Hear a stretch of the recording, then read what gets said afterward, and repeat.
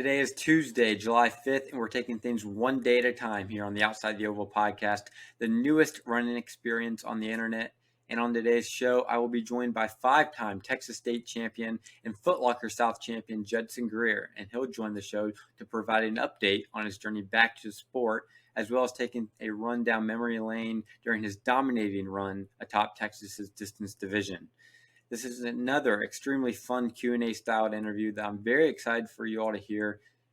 And it's another great day for a great show for the second edition of Outside the Oval. And I hope you enjoy my interview with North Carolina Tar Heel Judson Greer. Thank you all for joining me today, as I'm extremely excited to welcome my guest Judson Greer. Judson graduated from Melissa High School in Melissa, Texas, and has spent the past year at the University of North Carolina. Judson, thank you so much for joining me today. Yeah, of course. Thanks for having me.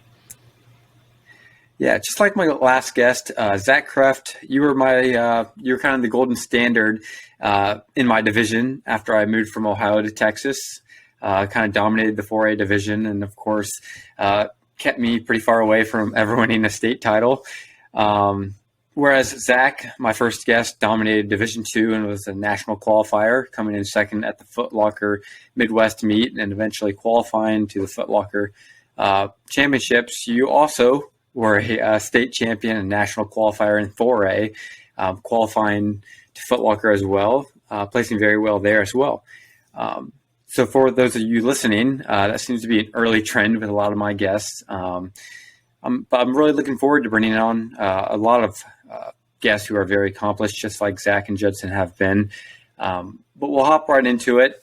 Judson, like I said, very successful high school career. Graduated from Melissa High School, committed to North Carolina, and is entering his sophomore year there. 2019 Gatorade Cross Country Runner of the Year in the state of Texas. He is a three-time state champion in cross country and won the XC Town USA Meet of Champions in Terre Haute, Indiana. He won Footlocker South, like I mentioned earlier, and finished fifth at Nationals. And he also qualified for NXN. He won the 1600 and 3200 state titles his sophomore year. Unfortunately, COVID interrupted his junior year, where I'm sure he would have went on to win one or two, maybe even three state championships that year. And unfortunately, an injury derailed his senior season, which I'm sure he would have gone on to do great things as well. He also ran a 4:10 in the 1600 and 8:49 in the 3200 and a 14:34 in the 5K. And over the course of his career, I ended up racing him 13 times, which is a similar number to my first guest. So I'm pretty familiar with how Judson races. But if we were to look at it in the grand scheme of things, what's your favorite memory from high school running-wise? And can you just elaborate on it a little bit?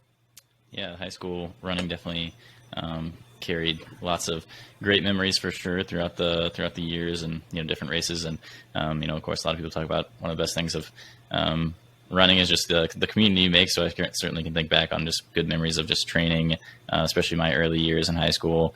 Having a lot of fun on the team.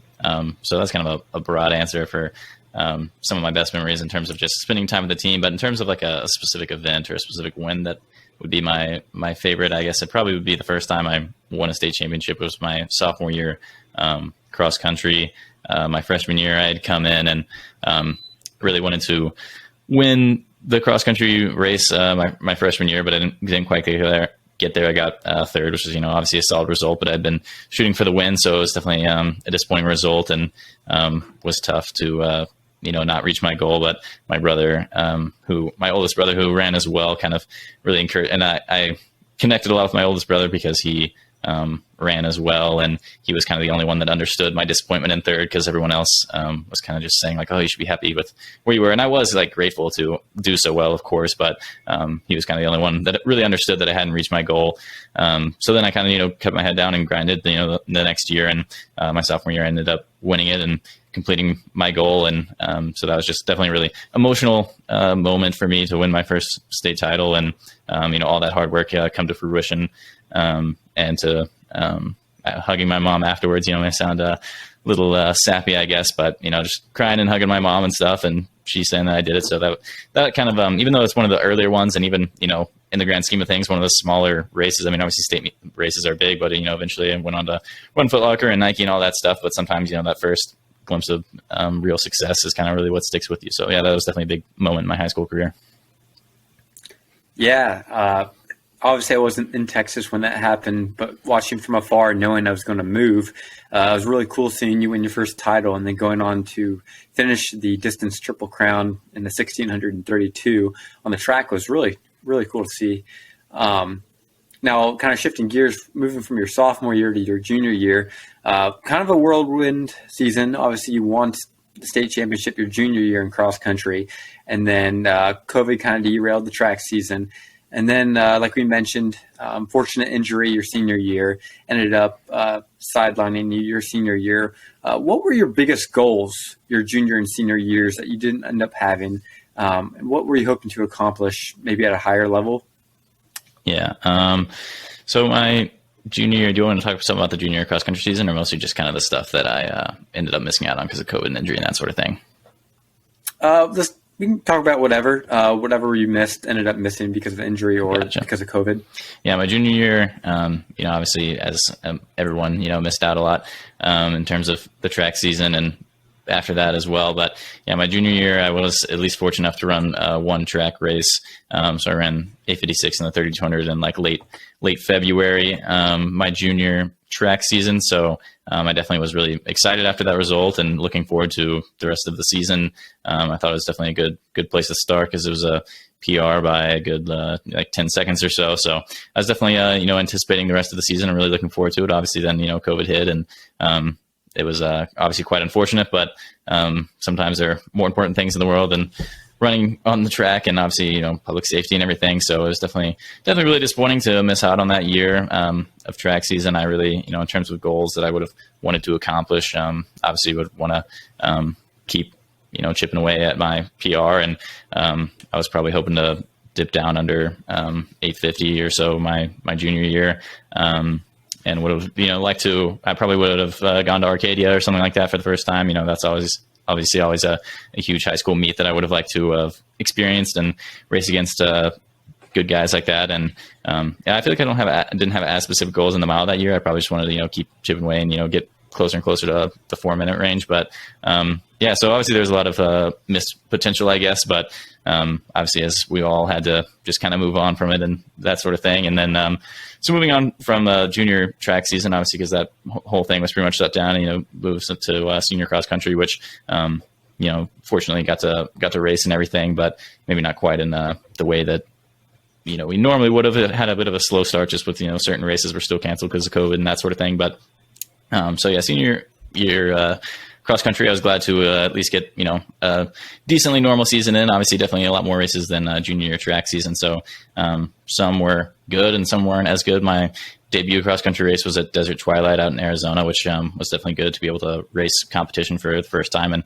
in quite some time. Which I didn't come away with a win, so I wasn't super satisfied with the result, but it was still good to kind of light a fire and get me motivated for the rest of that cross country season, which ended up going pretty well towards the end, which culminated in like you mentioned in the beginning, winning the cross country town meet the champions, which was just one of those national races that they had put on to kind of try and fill in for Footlocker and Nike being canceled. So it was good to race some good competition there and come away with a national title of sorts for that year. Obviously, I kind of wish I would have been able to race Running Lane as well, which is the other kind of big national meet that was put on in the wake of Nike and Footlocker being canceled, but it was just a couple days apart from the Texas state cross country meet, so wasn't able to run that one. But I was definitely overall pretty happy with the season. The cross country town meet ended up being actually a little like before our state meet, so that was kind of more my peak, I guess. And at state didn't have quite the performance I wanted, but I mean it was only a few days out from cross country town as well, so it was still a good performance though. I wish I would have maybe run a little bit of faster time because I ran faster at state my junior year, but it was still a good performance and I was happy with my performance a few days or a week prior at cross country town. So yeah, that was good as well. Sorry, I'm kind of drawing it out a little bit, but obviously that eventually brings me to my senior year track season, which I was obviously definitely looking forward to, kind of the culmination of your whole high school career and the last bit of competition. But as you mentioned, I've unfortunately been struggling with an injury, which I'm sure we'll get into more, as the podcast goes on. But I basically initially got a sacral stress fracture in like early March of 2021. So I was able to, kind of similar to junior track season, I was able to run a couple meets at least. So I ran one in Arizona, in Phoenix, the Sundown Track Series that the Newberry Park put on, and I raced Colin Salmon. Well, I raced several, good people. It definitely attracted lots of really talented runners, but obviously Colin Salmon being probably the premier name of the group. And he in both the races ended up beating me, but I still, they're both, decently solid performances. And Colin Salmon is obviously an extremely talented runner. So not the word, obviously, no elite level runner likes to lose, but if I'm losing to someone, at least it's a very talented runner. But my mile, which was the first race I ran, a mile my senior track season, ran like 4:11 for the full mile, and they had a 1600 split, and it was 4:10.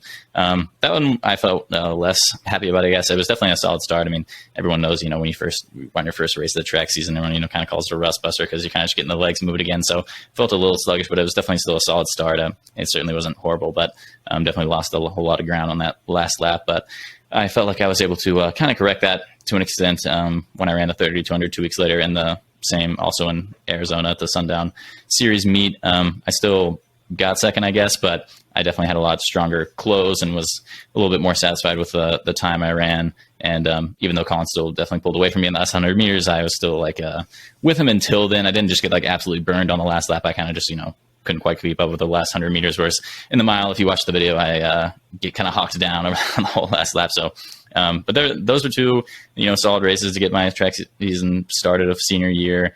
In the 3200 I ran, I believe, 8:49. So I was definitely excited for the rest of the season. But then it was only a couple days actually after I ran that 8:49 that my sacral stress fracture really hit. Just a couple days after that, my back had kind of been hurting the whole time I was in Arizona, actually, but it was it stayed pretty low level, I guess, and was never too much of a bother. I just couldn't get it to totally go away. But doing a workout a couple days after that 3200 race, once I'd gotten back home, it was hurting really quite bad during a workout, which I definitely, looking back, should have called and not done the workout, but I finished the whole thing. And then the next day I went to try and do an easy run and got like a mile in and was in pretty excruciating pain. And that's when I knew something was definitely actually really wrong. And, I hobbled back home and told my parents I need to go to the doctor. And obviously, eventually found out that I had a sacral stress fracture. So that kind of put an end to that senior season, which, just like how, it was disappointing to have COVID junior year, it's, kind of a similar situation with senior year, but just a different cause for an end to the season. So it was obviously super disappointing because obviously you have so many hopes and goals for your senior track season. I obviously wanted to run faster in the 3200, get down more around 840. And in the mile, obviously, I mean, every high level high school runner wants to, try and break forward, that sort of thing. I've definitely never been really quite a mile specialist. So, I think if I'd actually been running, I certainly would have, believed in myself and tried to do, anything that I could. I realistically, I guess, probably would have hoped to get around, maybe 4:3, 4:2, something like that. But obviously, when you're running, you still want to set your goals high, and would have been trying to, like I said, get as low down in 4 as I could. But obviously, never had the, opportunity with getting injured and everything, which was definitely quite unfortunate. But, just like with COVID junior, it's just, you have to kind of move on and reassess and work to, return, and you can't dwell too much on things that have already passed or things that could have happened. And that's definitely been a big thing with injury, is just, in a sense, it's almost like a breakup. You got to just move on, and I can't dwell on, what I could have done junior year track season or what I could have done senior year track season, because, I didn't have those seasons, and now I haven't had more seasons with the injury, unfortunately, kind of persisting. But, I just got to kind of focus on what I can do here and now to get better and not dwell too much on what could have happened. So, yeah, that's kind of, once again, a little long-winded, but, it's kind of a little bit of a summary of my, junior track through senior cross country and track as well. So, yeah. Yeah, that's an interesting perspective. Definitely interesting hearing how you dealt with COVID and all that. And then obviously it's very unfortunate missing out on your senior track season, or most of it, over something you can't control. But being in 4A, of course, you very seldomly, and I'm not trying to sell myself short, but in terms of what levels you and I were on, you were obviously far ahead. You very seldomly got to got to go against some of the heavy hitters when you ran 4A races. Of course, you went to Chili Pepper, raced against Ryan Shoppy, and then got to do that at Nike as well. Who were some of your favorite people to go head-to-head with that you raced on a few occasions? I know you raced Edwin and got to go know him pretty well. Who are some of your favorite people to run with, and who produced some of the best races that you were in? Yeah, that's definitely a good question. I, like you mentioned, I guess, my first taste of kind of rivalry to an extent, I guess, would just be, Edwin Gomez, who was another talented runner in the 4A division, in the same grade as me. So my kind of freshman year, when I mentioned I got third cross country, he won that year. And we had also raced, during track season and that sort of thing. So he was kind of my first, I don't want to call it a rival because, it's not like we disliked each other or anything like that. It was only on the race course. But so he was kind of my first definitely competition that I would go against. But as, the years went on and I was fortunate to keep getting faster. Like you said, not always where there be a ton of, crazy fast people, and obviously in one division and in Texas. So it was definitely nice to, when I was getting older, to start traveling more to higher level competitions and race really good people. I think there probably would have been more times I was consistently racing higher level people if I had, had that junior track and senior track as well. But so there wasn't necessarily like tons of really talented people that I was going against like consistently. I mean, I definitely raced tons of super talented people in my running career, just not always like on several occasions. But Ryan Shoppy, my junior year, was definitely fun to race.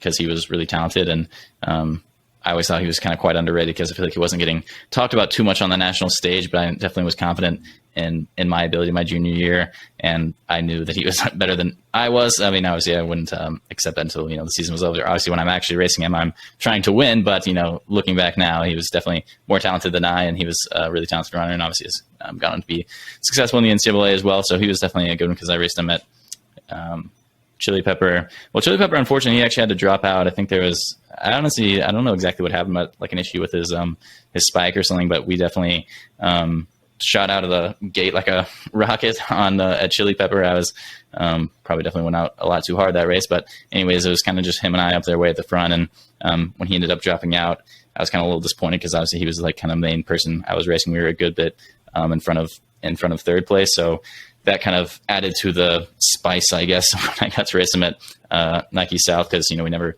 really knew who would have won Chili Pepper. Chili Pepper was like a really good experience back in my junior year, but I felt like I hadn't really like necessarily truly earned the win because Ryan had to drop out for, his something happening with his spike. And so I was like excited to win that race, but I felt like I hadn't really earned it because I knew not Ryan and I would have definitely been racing together. So anyways, but at Nike, he came out with a win again, but it was just kind of cool to see how talented another Texas guy was and to race him a couple times. So, I guess I would think of him as well. There's definitely, like I said earlier, several talented people I've been able to race, but unfortunately maybe not with as much consistency. So, yeah.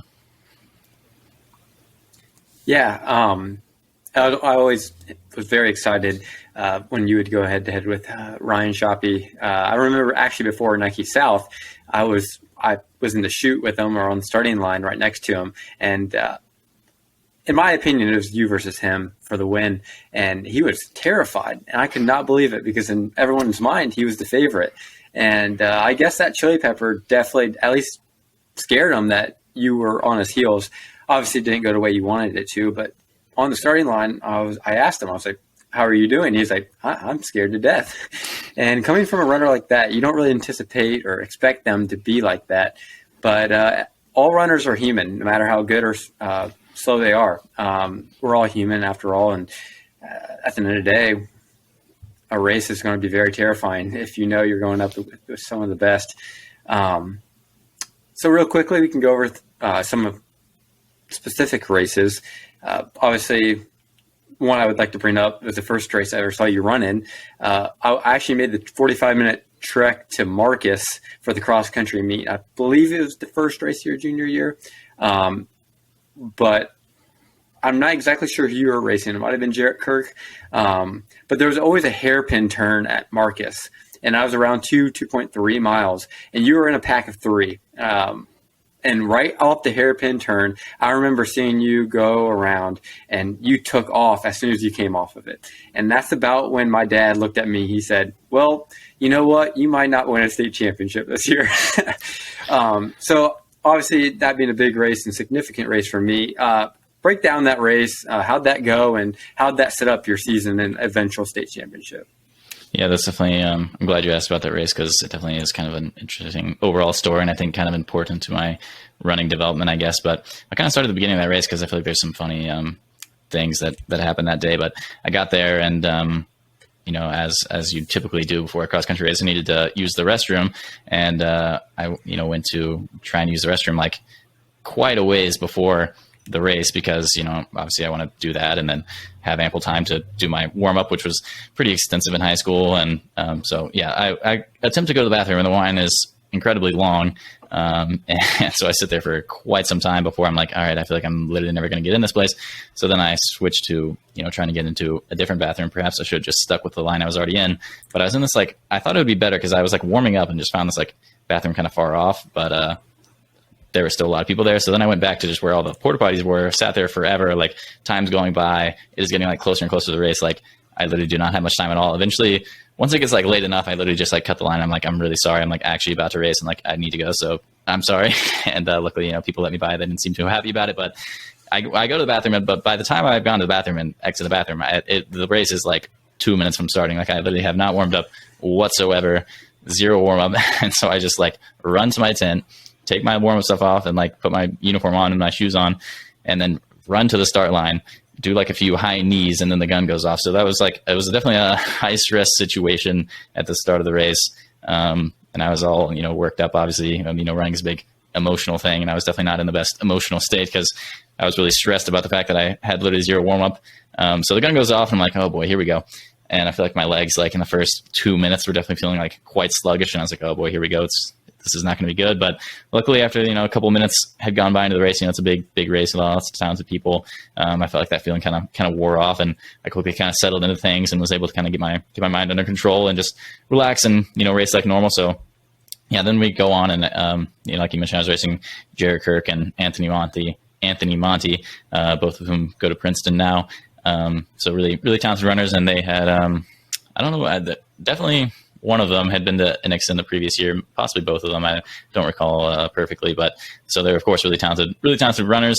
And then it was kind of mainly us three after a few miles had gone, or after a mile and a half or so had gone by. Once you kind of go back into the woods, it was mostly us three. And then just to add to the matters of the day, my nose starts bleeding like pretty randomly. I don't know why, but I just like get nosebleeds sometimes. Everyone always asks why, but I'm not really sure why. I didn't get punched in the face or anything like that. I just like probably blew my nose and then it started bleeding. So I was like, oh, and first I had no warm up. Now my nose is bleeding like during the race. So that was not too great. But anyways, like I said, sorry, I'll probably apologize for this too many times throughout the podcast, but I can be a little long winded on things. But point being, that brings you to really nothing that exciting besides my nose starting to bleed. It happened until kind of the turn that you mentioned, because us three had kind of just been working together, just kind of moving as a pack.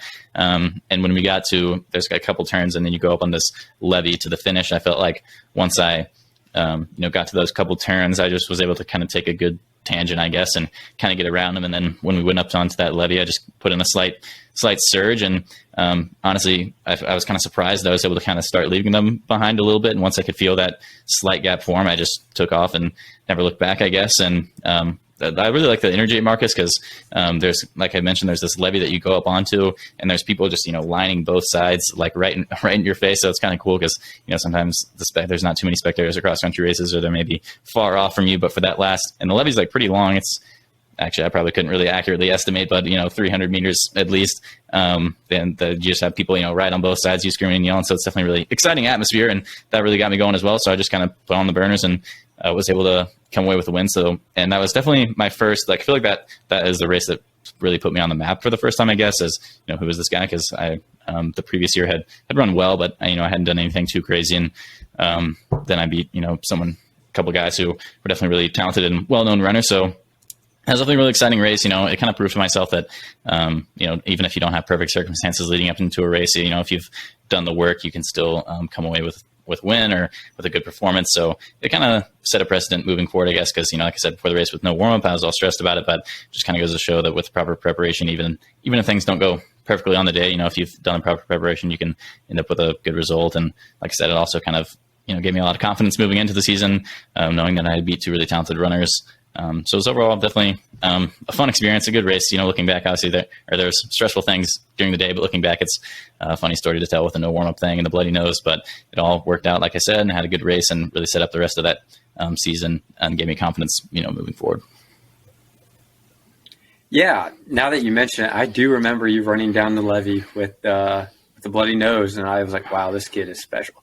That was crazy to see. Definitely felt like it was your breakout race.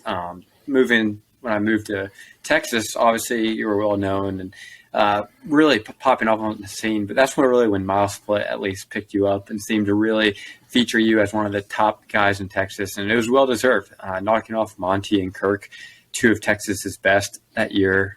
Definitely worth it at a very big meet as well.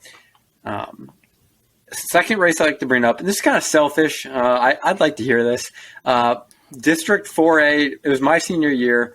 I know you and your teammate Lucas. I at least talked to Lucas before the race, and he kind of gave me the belief that we were kind of going out slow, or at least people wanted to go out slow.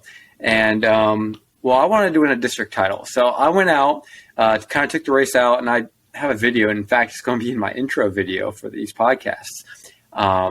At 2 miles, you're only like 50 meters, 20 meters behind me, if that. But at the mile, I was probably a good 30 seconds ahead of you. You went out with the chase pack. I remember after the race, my dad came up to me and told me, probably 30 people came up to me and told me, holy cow, he's going to do it. And my dad even told them at like a mile and a half, no, he's not. So you were about, like I said, about 30 meters behind me at the 2 mile. You passed me. My coach says he'll push you to a good time. Ended up beating me by 10 seconds at the district, closest I ever got to you. But I was always curious during that race, what was your pre-race strategy at a race like district where we didn't have the most competition? And more specifically, that race, what was going through your head when I kind of took it out way faster than I think anybody else anticipated? That's a good question. Honestly, when you first brought up district for a second, I had to think, because I wasn't exactly, I feel like some of the district races just kind of run together. But once you started talking about it, I of course remembered the exact race you're talking about. I guess when it comes to most of them, not all, but most district races, I'm typically wouldn't necessarily go full gas, full effort, just because obviously there's a lot of future races ahead, and you don't necessarily need to run a super fast time at district to move on and run the other races. So normally I was going into a district that is just a day to get the job done and move forward to the next race. So I wasn't typically necessarily going to go full gas, full effort. But on that day, I think if I can say one thing to compliment you the most, it was that when you got as far ahead as you did, I truly did think this is going to be a more difficult race than I anticipated.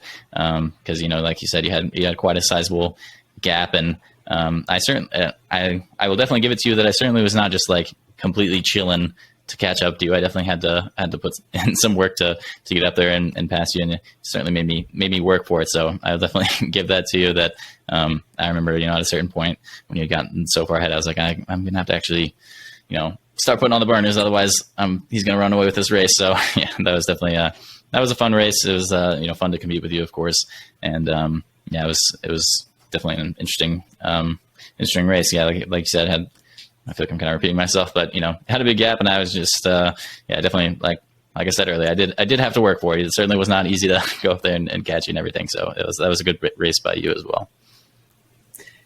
Yeah, thank you. But like the other races that I raced you, especially at like district area, those were very low stakes. And in cross country, we were obviously just racing to get our teams to state. For other like area and district races, like on the track, kind of what was your mindset? Just was it the same? Just get through and do what you had to do just to make sure that you're feeling good on the big race at state, especially since you seem to double your sophomore year. So a race like area, did you typically want to go as slow as possible, but you get the win? Yeah, when it comes to area and track, I'd say I probably almost even cared less about area than district. I mean, obviously I care and want to win and stuff, but area, I understand. I think area makes a lot more sense sometimes for like the bigger divisions, but for 4A, sometimes area wasn't always. It always didn't make as much sense to me, I guess, because sometimes, area was only like 2 districts, I believe, and sometimes you get put with another district who maybe didn't even have distance runners or that sort of thing. So then it basically just be a repeat of district.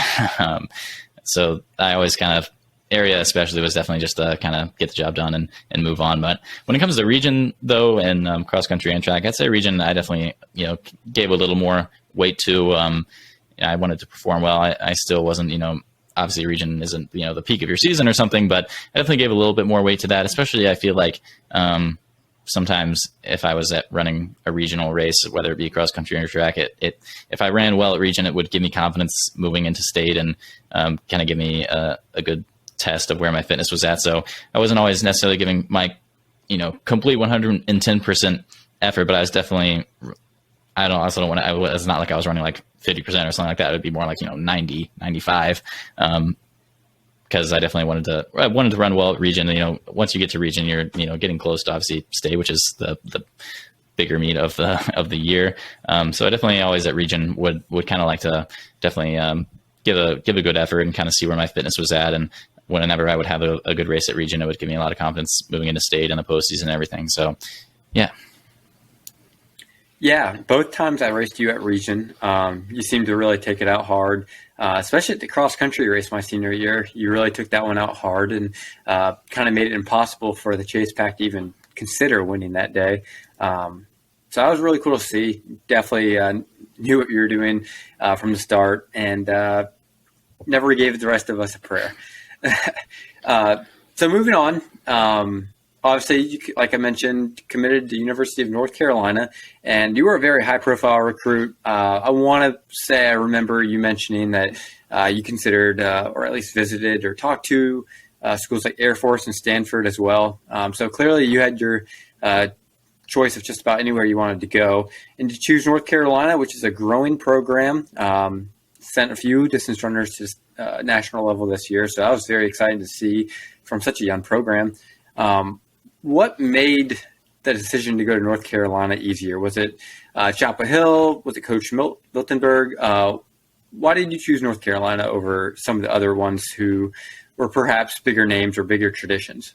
Yeah, that's a good question for sure. Obviously, the college recruitment process, as you know as well, since you've been through it, is definitely an exciting time, but also a difficult one because you have, lots of different options that you have to choose from, and it's difficult to choose where you want to be for the next 4 years of your life. But yeah, when it came to North Carolina, I think, definitely the biggest thing that kind of contributed to my decision right off, or just kind of the main surface level thing that contributed to my decision was definitely just the relationship that I built with Coach Milt and Coach Sorensen as well. Obviously during being recruited during the time of COVID, the coach relationship, while, always, of course, really important, just peaked to almost the only thing you could even consider because, you weren't necessarily visiting the college physically. You maybe didn't get an opportunity to meet the team. Well, fortunately, I did kind of get to do those things, but definitely not in the capacity that you would normally get to do.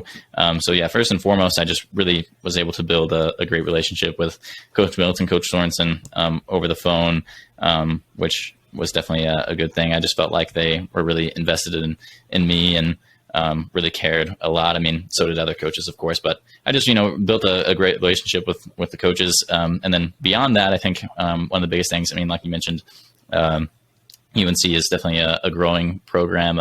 Coach Milt only came there, a couple years ago from Stanford. And that is really one of the main things that enticed me, is that it was a growing program. I think some of the other schools I were considering or was considering were, some of the best in the entire country, which is, of course, really exciting. But in a sense, you only have one place to go when you're number one, and that's down. I mean, obviously, I think, some of those top programs will obviously continue to be some of the best for years to come, probably. But in a sense, the idea of, really building a team from the ground up was really enticing and something that I wanted to be a part of and contribute to. And I really wanted to be one of those first level or first guys, on the team to contribute to hopefully a team that will eventually be kind of considered with the likes of some of the other teams that are continually, the best teams in the nation. And I hope to hopefully be part of putting UNC up there. We've had in my class, we had some really great recruits, and we've had some good recruits come in after me. And also the class before me was the first class that Coach Milt recruited, which also has some talented guys. And even beyond just talented guys, there are definitely some good leaders in the class right above me. And above that, we've definitely got a lot of good guys all around, but it's definitely, so like I said, first of all, just the relationship with coaches, and second of all, just the idea of, building a team up and kind of being the underdogs and, rising completely from the bottom, because UNC, not only was not, a national caliber team, but one with normally, or at least when it comes to, men's distance, wasn't even kind of in the picture. So it's pretty, the idea of, building the team up just really, really enticed me for sure. And also, of course, this kind of a basic thing, but it definitely contributed as well. It's just, of course, the academic rigor of UNC is something that appealed to me as well. I definitely wanted to go to a school that was high ranked academically, and I felt like UNC had a great, balance, of course, of athletics and academics. I mean, everyone pretty much says that, which, a lot of schools do have great balances, but, for me, UNC kind of was that perfect balance. And so, yeah, that's definitely kind of the three main things that really helped contribute to my decision. And yeah. Yeah, and it seems like, based on what I've seen and heard, you're having a great time. You've transitioned well from high school to college. Obviously, like we've mentioned, unfortunately, you haven't been able to race because of the back injury. But outside of that, outside of running, how has the transition from high school to college gone? And kind of a two-questioner here. How is your return to running going, and what's your timeline looking like? Yeah. So, firstly, with my transition to college, I think that it went pretty well for the most part, but of course, had its highs and lows for sure.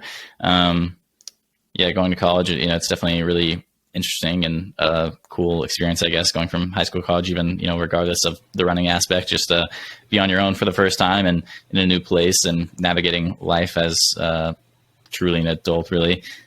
So it was definitely a fun experience. I mean, certainly comes with its struggles, but it definitely was a fun experience, and class is going pretty well and everything like that. So I definitely was enjoying college my first year, and was able to make good friends on the team and good friends, amongst other teams and that sort of thing. So in terms of from a non-running standpoint, my transition to college was pretty good for the most part. But like I said, it certainly, has its highs and lows. But from a running standpoint, like you said, I've, unfortunately continued to kind of struggle with injury. When I first was coming to UNC in the last fall, I was starting to run a little bit again after I had the stress fracture for the first time.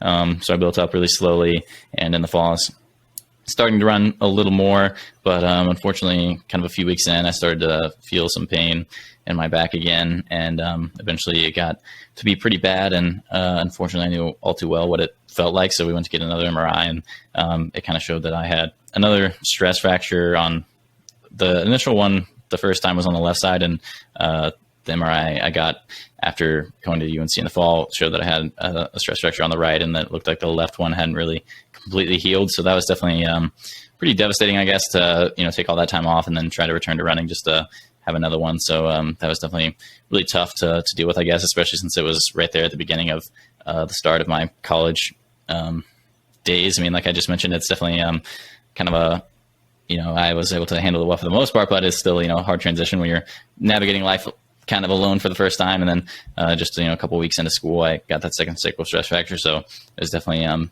tough to kind of handle, I guess. But I just, knew I had to just take more time off and figure things out. And as time went on, like I said, took a lot of time off from running, even a lot more than I did the first time. Because, looking back, like I said, the MRI showed that the first one hadn't really even completely healed. And I probably hadn't been really quite patient enough in terms of taking enough time just completely off. I felt like I kind of rushed maybe, and not to the fault of my coaches or anything, more so my own, maybe rushed back into some cross training a little too quickly. Cause looking back, it never really took all that long completely off from running, or as long as I probably should have. So, the second time I knew I really wanted to make sure I completely rested for a long enough time so I could have, fully recover that bone and everything.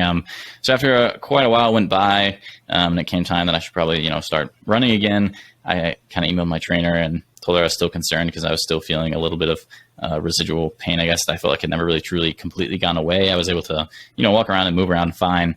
But I just felt like that the pain had never completely gone away. And I was worried that if I began to run again, that maybe I would have some issues. So I kind of went back to getting MRIs and going to a whole bunch of different doctors and kind of explored a bunch of different things. And none of them really showed too much. I don't know. There's nothing like super clear that they thought could be causing the problem because my sacrum had looked like it had healed well for the most part.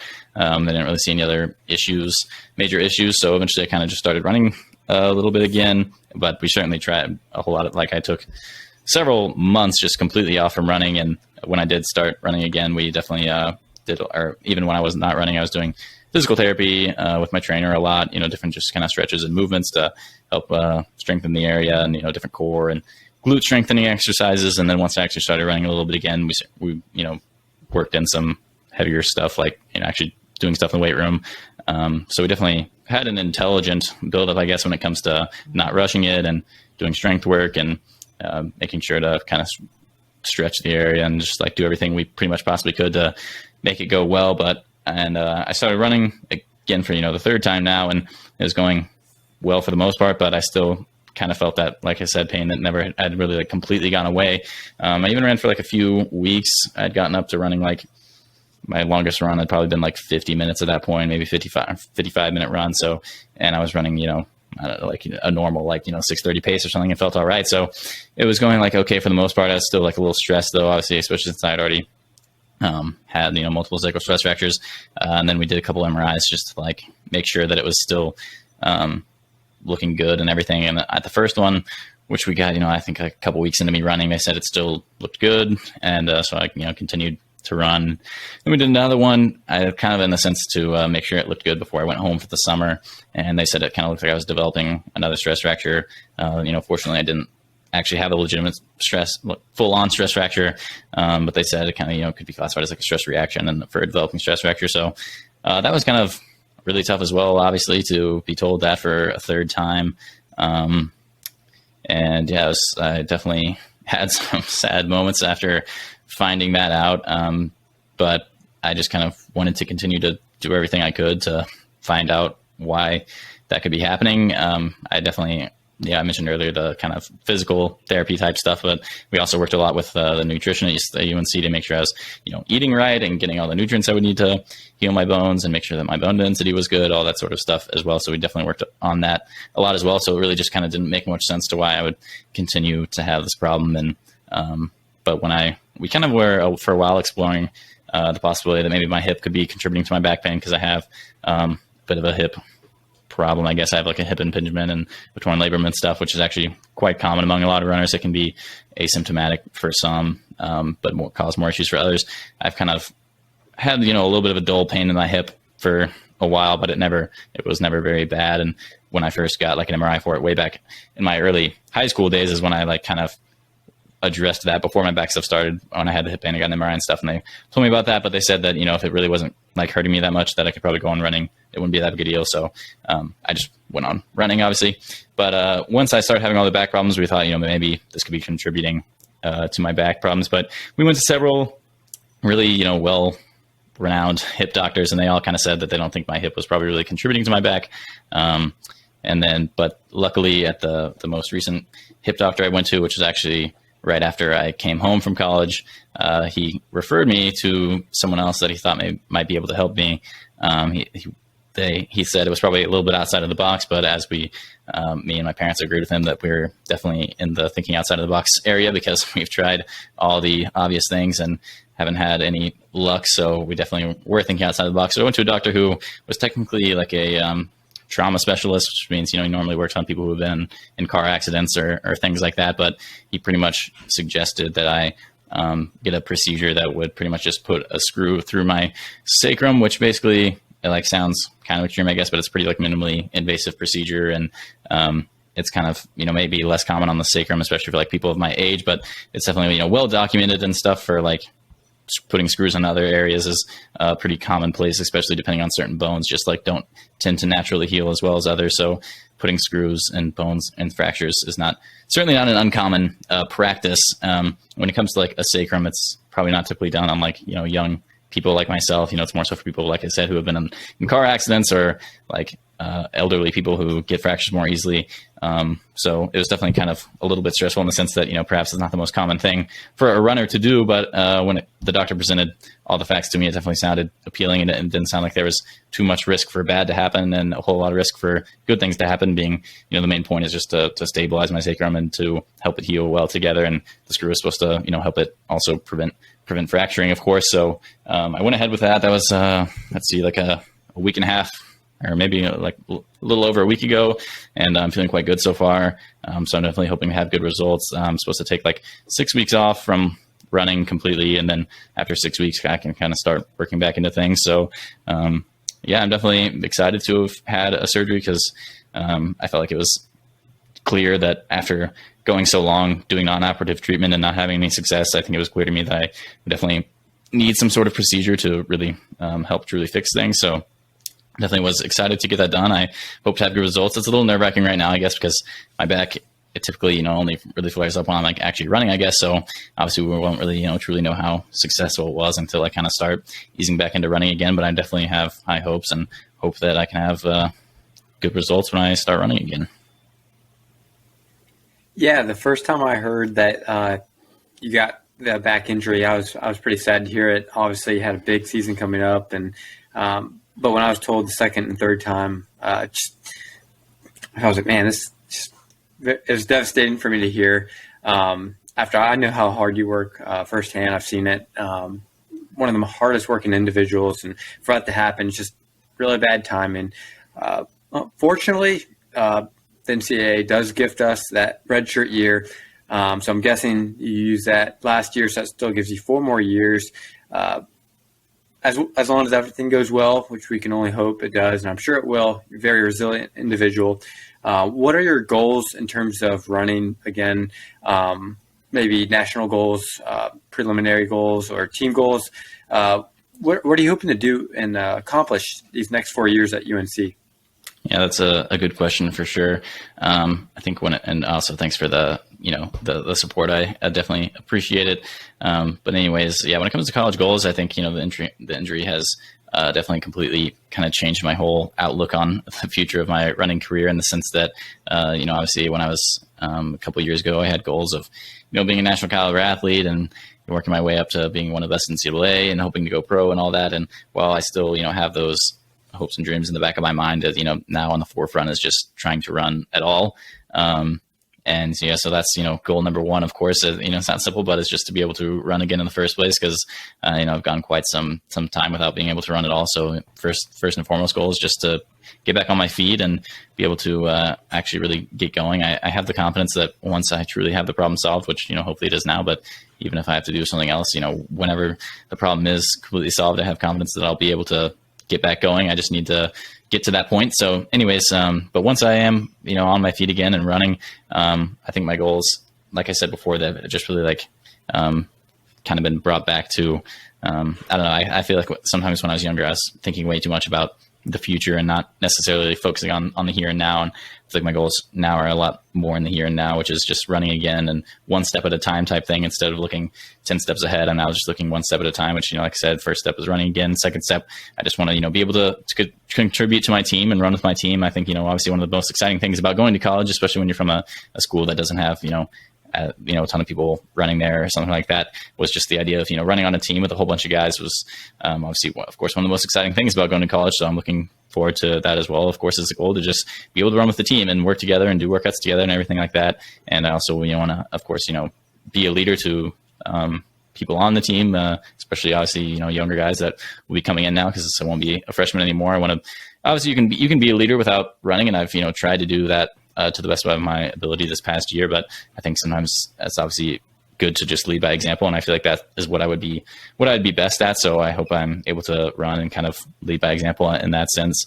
So yeah, I also want to, just kind of contribute to my team. I mean, we're definitely at UNC big on not competing against each other and working as a team. So I don't necessarily say, oh, I want to make our top 5 or whatever, because that's kind of really a goal that's focused on beating the team itself rather than our opponents, and that's not what I want to be focused on. So, but I do want to at least, contribute to the team, even if it's not making our top 5. I mean, obviously that's still a goal, but like, that's not what my eyes are set on. But I do want to, be able to run with the team and work with them and that sort of thing. But yeah, I mean, I have goals that I haven't given up on, and I of course still want to be a top caliber athlete.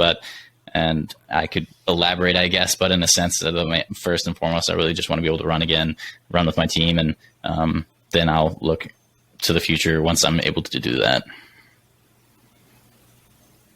Yeah, that's great to hear. I love those goals. I still think you have the ability and the natural given talent to be a very talented runner, and possibly walk away with some All-Americans or even national championships someday. And I'm very excited to watch you get back to running and go chase those goals. And at the end of the day, just enjoy being a college student and running with your team. It's such a great experience. Very excited for you to get back, like I said, to do that. But of course, it wouldn't be outside the oval without talking about something a little outside the track or outside the course. Of course, looking at social media, very telling that a hobby of yours is photography. Great aesthetics on your Instagram, by the way. Thank you. So what draws you to taking pictures or photography in general? Just elaborate on that a little bit. Yeah, that's a good question for sure. I feel like I started getting into photography a little bit back probably around really early in like 2021. And I mostly kind of the main point, I guess, is I'm like film photography. So I have some like old vintage analog cameras that use film. And I kind of specifically really like taking film photos, I guess. Something about the number one, and then when you take photos with film, just kind of gives that natural, I could probably describe it better, but for just the average person, you could kind of call it a little bit of an old timey look. But in more detail, I guess it's just kind of a natural like grain to the photo that just looks really appealing to me. To me, it kind of sounds a little cheesy, but like I feel like when I'm looking at photos that I've taken on my like vintage cameras on film, it kind of just looks more like I'm looking at a memory when I look at the photos versus digital cameras now, which I still think are fun to take photos with, of course, but sometimes such high quality can in a sense like kind of take away from the nostalgia of it. I feel like, taking photos on film can be very nostalgic, I guess, for some reason, when you look at it. And also the kind of intentional process of it, because when you're using film, you only have a certain amount of photos you can take on the roll, and film is kind of expensive. So you can't just be like, blasting away a million photos. So it really kind of makes you like be intentional with the process and really kind of think through it and consider what you're going to get with each frame you take. So I don't really know what made me get into it, honestly. I feel like I just like found some YouTube videos and I really didn't even know what film was, because obviously film is, not really like the main mode of photography these days, but it is still certainly a thing that people are into and do, and that I've learned a lot about.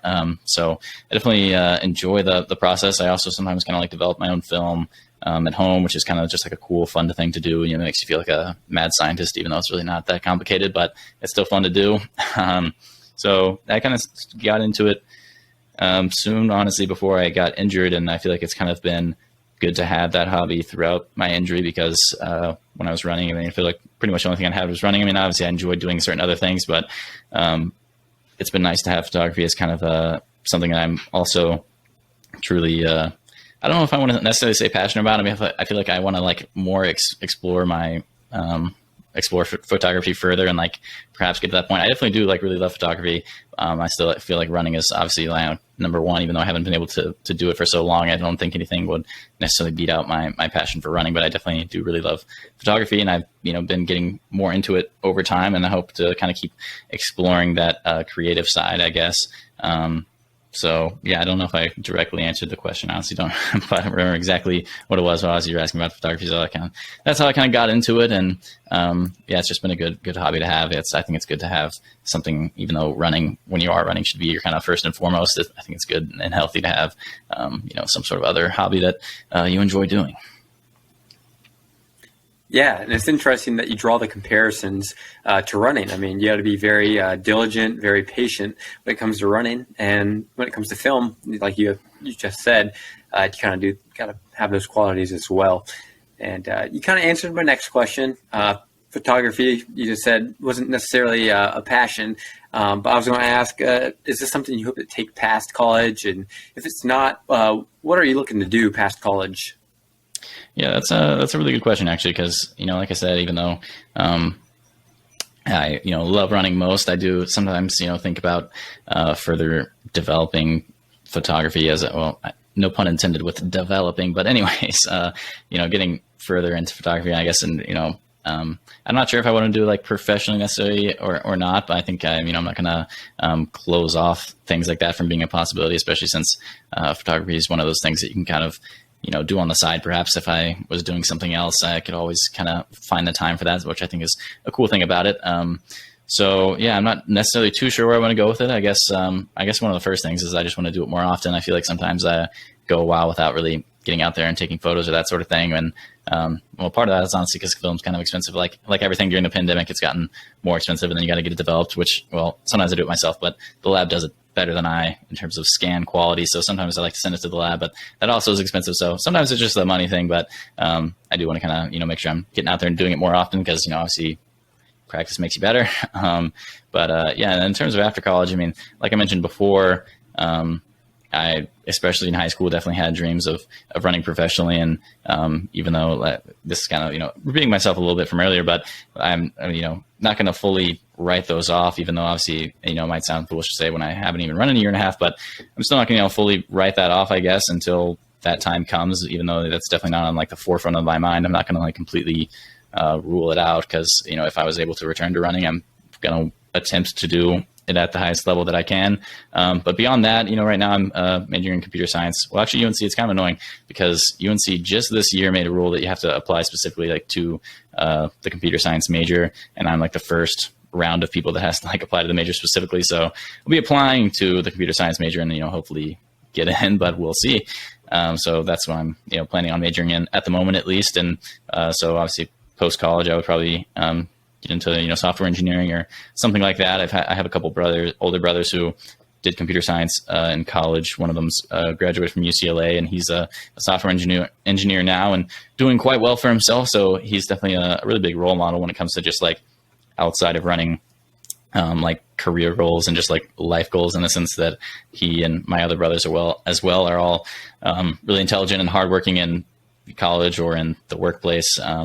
And I definitely it was definitely encouraging or like inspiring, I guess, to see my brother, work so hard in high school, work so hard in college, and it really all paid off because now he, like I said, does extremely well for himself, especially for his age.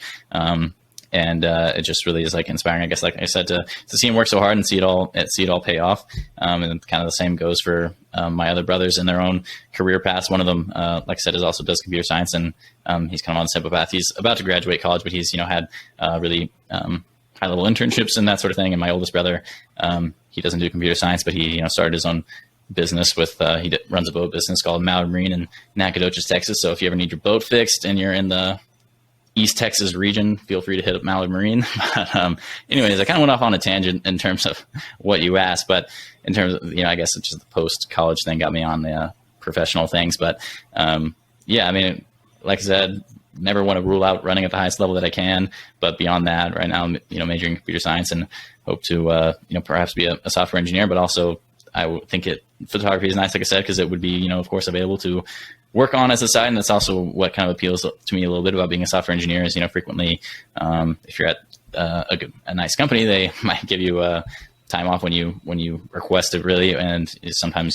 jobs are remote, so you can kind of feel free to enjoy other thing, or I don't want to say enjoy, but, you have the time, I guess, to not only do your job, you might have time to explore other things on the side. So certainly if I do become a software engineer or something like that, I hope to still kind of have other hobbies and passions, hopefully running, but if not, then photography or whatever else I find interesting to do as I get older. Yeah, and it's very interesting to hear all that. Like I said, this is the Outside the Oval podcast. This is more than just running, and you've had a very successful running career, and I'm very excited to see what comes next. But of course, it's always nice to see what makes your running career even more special. That always comes outside the oval. And before we close the show, real quickly, I'm going to do this for all the people who come on my show. I would like to hear your predictions for this upcoming cross-country season. So if you don't mind giving your predictions for the individual cross-country champion and also the team battle as well. I'm a competitor, so I'm going to compile everyone's picks, and we're going to see who got the most right at the end of the year. So if you don't mind, I'd love to hear your picks. Let's see. Okay, that's actually quite a tough question because I obviously keep up with what goes in the NCAA, but I feel like being injured made me less focused on everyone's results because I was kind of just trying to figure out how to run myself. So that's a tough question. So let's see. I'd have to go with the team. I guess I just go with NAU. I honestly don't necessarily keep up with who graduates I don't know exactly how old everyone is, but NAU is obviously kind of a bit of a basic pick, but and obviously they're a really talented group and consistently running at the top level. So I guess I'll go with NAU on the team battle. For the individual, that one's also quite tough because, like I said, I'm not necessarily even familiar with who's graduating when, but I guess Dylan Jacobs probably be up there perhaps. Maybe I don't know if Adrian Wildscoot has any eligibility left, but if he does, I'm sure he'll be up there. So I guess I need to choose one, but I'll just go with Dylan Jacobs. Yeah, and in fact, that's who my first guest picked. Oh, nice. You went with Dylan Jacobs. Did not know that. But. Of course, Zach ran for Notre Dame as his old teammate, but obviously he won the 10K national championship this year, so he's more than a credible pick. And then NAU's never a bad pick. Should be bringing back, I'm assuming, Nico Young for a third year. Abdi Hamid Nur also, I believe, is coming back, and Drew Bosley. A lot of depth there. But of course, it's going to be interesting. I think the team battle this year is going to be as competitive as it's ever been. And I think North Carolina, you guys are going to be on the come up in the next coming years. So it'll be interesting to see you guys kind of inserted in the conversation with the NAUs, the BYUs, and the Oklahoma States. I really appreciate you coming on, Judson. I had a great time and hearing these stories. Really looking forward to seeing what you do in the next coming years. And I'm really excited to get you see you back running soon. I'll have to catch a run with you next time I'm in Texas. Yeah, for sure. Thanks. I definitely appreciate you having me on and was happy to answer the questions, everything. I feel like I want to say one thing, which I feel like might sound a little bit cheesy, but I feel like I want to put it out there. And that's just, advice to any runners listening, which I'm assuming most people listening are runners. But I just want to kind of, say to every runner listening to really just focus on enjoying your time in the sport and really be thankful for every day you have that you can get out there and run, because I don't want to sound Debbie Downer or anything like that, but you truly never really know when it could all kind of fall apart, and hopefully that wouldn't happen to you permanently or something like that. And I still have hopes for myself. Obviously, I'm trying to get back to running, but in a sense, I just I think back to perhaps all the times I took for granted when I was doing what I loved every single day, and now I haven't been able to do that for so long. So I wish I would have, in a sense, obviously I enjoyed running when I did it, but in a sense, I wish I would have kind of been more thankful for every day that I had to be out there running. And I felt like I kind of alluded to this a little bit earlier, but I felt like when I was running, I kind of sometimes thought about the future too much. You obviously, of course, want to for sure have goals for yourself that can be way out there, but I felt like I was always, instead of looking what I wanted to do 2 steps ahead, I was looking 10 steps ahead when I really should have just been focusing on the here and now and doing what I could. Coach Milt always says, control what you can control, which, obviously has a bit of an obvious meaning, but in terms of just I'm kind of getting on a rant a little bit, but the point is that just, I advise every runner out there to really just enjoy what you're doing and be thankful for every day you have. And I certainly was thankful for all the time that I've had in the sport, and I hope to be out there again soon. Yeah, that's great advice, and really appreciate you sharing that. That was a really good piece to add to the end of the episode. And in addition, I love the quote that your coach mentioned, control what you can control. For those who know me really well, I say that all the time. And with that being said, thank you all for listening to this week's episode, and I'll catch you next time on Outside the Oval.